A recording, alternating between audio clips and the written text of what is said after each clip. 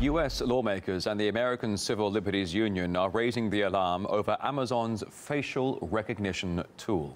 That's after it falsely matched photos of members of Congress with criminal mugshots, prompting calls for a moratorium on its use by law enforcement.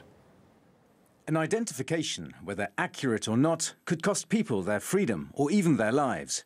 Congress must take these threats seriously, hit the brakes and enact a moratorium on law enforcement use of face recognition.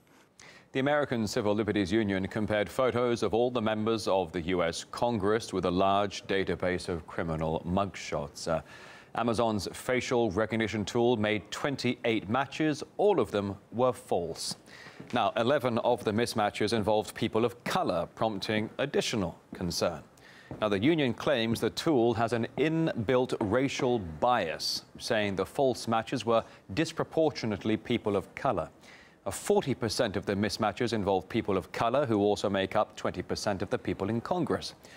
We spoke to technology analyst Roger Kay about the issue. When the software is trained to recognize faces, it has to train on a corpus, and the corpus is made up of lots of images of people. And if for whatever reason the images are mainly Caucasian people, then it will be better at recognizing them than at some of the minorities if they weren't well represented in the training sample. So I think that's the technical side of it. In May, the ACLU revealed that Amazon is trying to sell its facial recognition technology to government and police agencies. And that led to more than 40 civil liberties groups to join together in calling for that not to happen.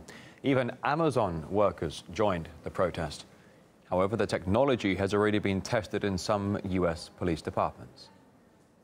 The next, of course, common use case, as you could expect, is public safety. Amazon is already working with government agencies to deploy this technology. At the ACLU, we obtained records that show that Amazon signed a secrecy agreement with one county to keep details about the technology out of public view. They've also invited law enforcement to suggest new features, and they offered free consulting to help the city of Orlando build its own system. Amazon has hit back at the ACLU's test, though saying that it should have employed a higher confidence threshold setting, which measures the probability of an accurate match. Amazon recommends 95%, but the ACLU claims Amazon used only 80%.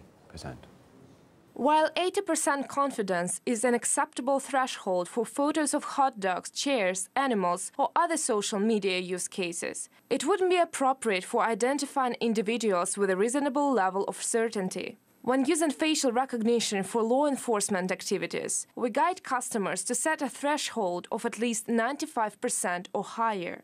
From Amazon's point of view, what they said was that they train their law enforcement clients not to use the software for making decisions, but rather to narrow down the pool to where a human can look at the final results and verify, yes, these do make sense, these are the same people, or they're not the same people.